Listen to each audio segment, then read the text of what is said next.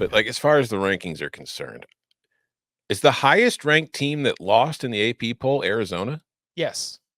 The only two ranked teams that lost also lost to other ranked teams. So the changes are going to come from perception.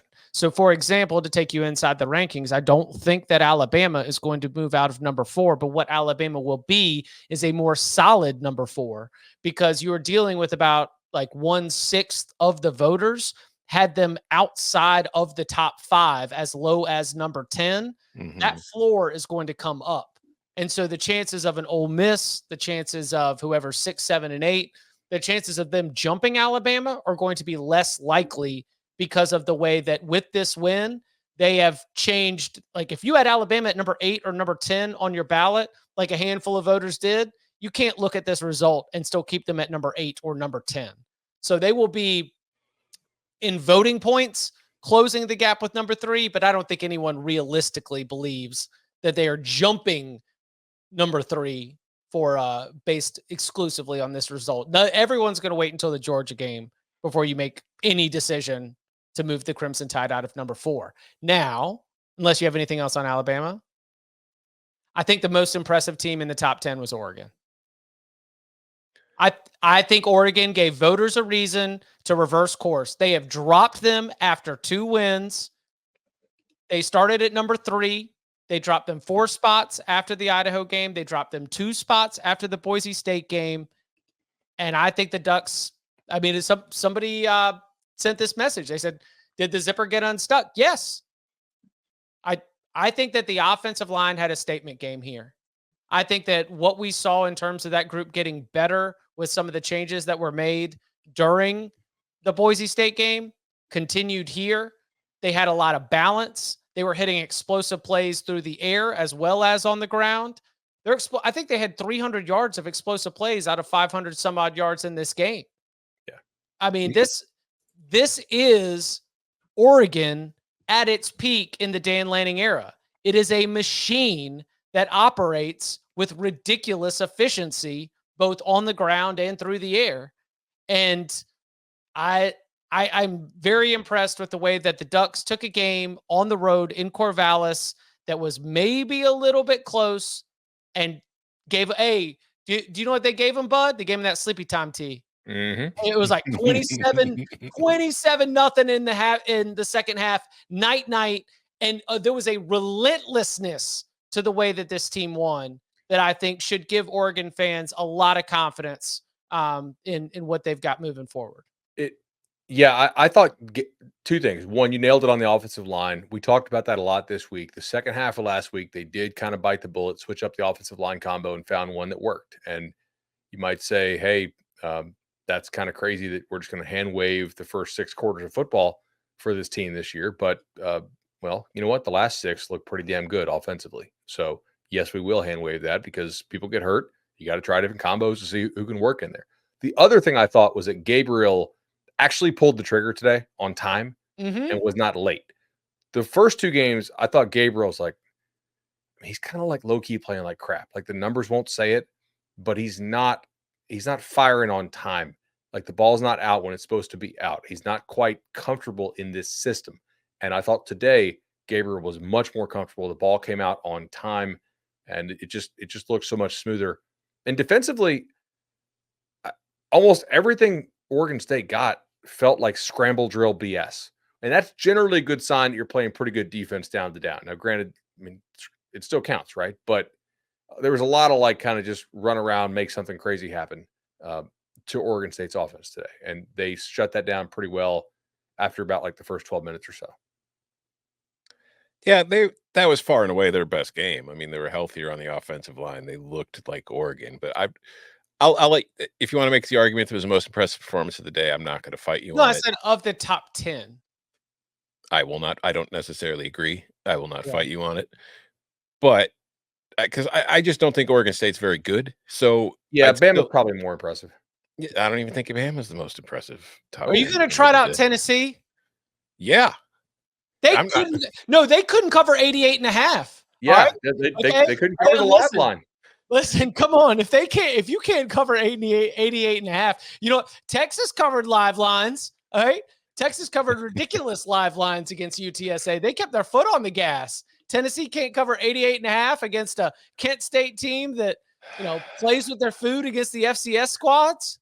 I love that Kent State had 28 minutes of possession with 8 total first downs. Mm-hmm. Like they're like They tick, were tick, tick, running tick, tick. that clock, baby, especially in the second half.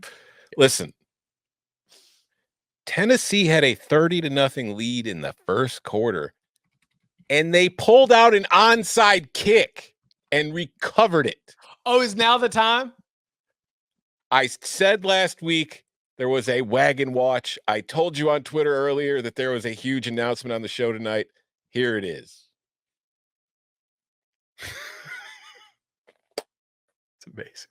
Tennessee is a wagon. They are out for blood. They show no mercy. I told you they had a 30-0 lead in the first quarter and pulled out an onside kick. They don't care, women and children. If you're in front of the wagon, you are getting run the hell over. Nico didn't even have to do anything. He threw one touchdown. He handed it off all night, and Tennessee still put up 71 points, man. This team is a wagon. It's official, first one in 2024. So rock me, mama, like a wagon wheel. All right. We got it. The first one of the season feels good. I mean, and listen, you've never ever known me to doubt the wagon committee. I am but an outsider. I am but a cheerleader for the wagon committee.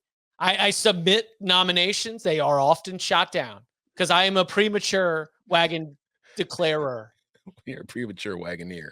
I'm a but yeah, that's 10. What I wrote in the tomorrow's top 25 today is that spooky season's coming, but Tennessee's got a monster. Like it's got they're different. It's going to be really interesting. They play against Oklahoma. We mentioned Josh Heupel playing at Oklahoma. Things could get ugly. They're going to put it on them. Oh my God. What's that line? It better be minus 35 if Oklahoma wants a chance of covering it. Did they take it down? Oh yeah. So it was 3.5 for today. Now it looks like before they just pulled it, it was 6.5. Hey, I'm sorry, but I didn't see anything from today's win against Tulane that suggests that everything's all good with Oklahoma. No, they tried to lose that game. They built up a big old lead and tried to give it away. Then they got their crap together late to kind of hold on to it. But no, but they were getting their crap together late. I mean, look, I was not. This is Oklahoma Tulane. Honestly, is a game that because they got out to such a big start, and this happens on chaotic Saturdays where you're trying to track a lot of action. You feel like you're like, oh, okay, good. Like Oklahoma's got this, and you kind of move it off, right? You like move it to another screen, or it's just a rotator spot. And then all of a sudden you say, oh crap, like now do I need to pay attention here? And so when I tuned back in and I got the sense for what was going on based on the call, based on the commentary, based on some of the chatter around the game. I mean, Jackson Arnold's a great athlete, but I mean, he's continuing our week 3 trend of quarterbacks who just can't get anything going through the passing game, so they just get off and run, right? I just don't think there's much around him right now. Yeah, they're like if it's not Deion Burks, then what are you doing? Even Deion Burks was dropping passes out there today. Hey, Deion Burks did go over all his numbers, thankfully.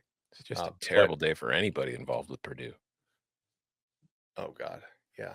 But in all honesty, like this game, our Mason Thomas, the defensive lineman for the Sooners, had like 3 sacks in like a 7-minute period of play.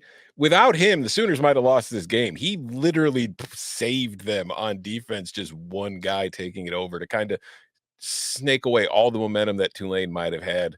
He got then finally Oklahoma scores to put the thing to bed. But that is a team that, I mean, their offensive line, my theory was, okay, maybe it's not great as the year starts and it'll improve as the year goes along. And maybe it still will. But from what I have seen through the first whatever weeks of the season, there really hasn't been a whole lot of improvement. And I don't know if you know this about the SEC, but the league does have some pretty decent defensive linemen and defensive lines. And I feel like that's going to be a problem for them as the season carries forward. Like any on the upcoming schedule you could pinpoint? I think Tennessee has a decent guy on their unit. I don't know. He's one of the wheels of the wagon named James Pierce. I think he might run somebody over next week. And I think Jackson's Dylan. I think Jackson's going to be running a lot next week, not necessarily for like a gain. I mean, I think if you're Oklahoma, this was a really important game because this game basically guarantees you make a bowl. Oh, Mhm. Like, I know that sounds like okay, what, like very low expectations for Oklahoma. My expectations are not 6-6, but with who they don't have in the lineup right now, offensive line and receiver, like if you actually ran through the schedule, 6-6 is probably if you just took their current power rating and you ran the rest of the schedule, 6-6 is their most likely outcome. Now, this power rating will probably go up because they will get some guys back.